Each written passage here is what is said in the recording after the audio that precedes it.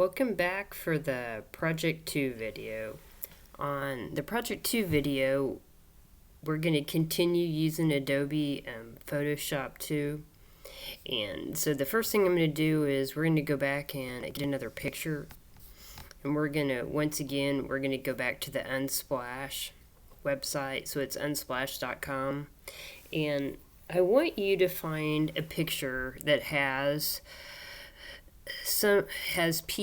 people involved in some type of spring sport. So it might be track and field, baseball, softball, soccer, tennis, golf, something where it shows people, outside in some type of activity. So that's going to be the kind of the theme for this Project 2 assignment. So